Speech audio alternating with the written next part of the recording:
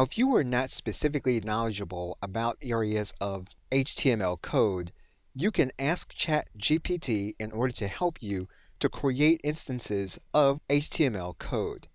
And you can write your request in plain language, and you can allow Chat GPT in order to give you an output that you can try. And to do that, all we need to do is to write in the command as we want to see it. We're now going to write in our command, and we're now going to click Enter.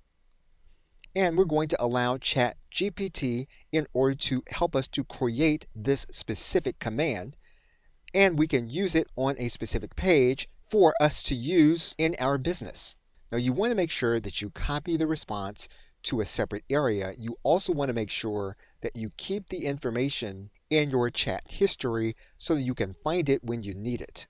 In some cases, you may come back to the interface and you may find that in a period of high usage on Chat GPT that you can't access this, and so you will want to make sure that it is copied to a place where you can access the information if you're not online or if Chat GPT is at capacity.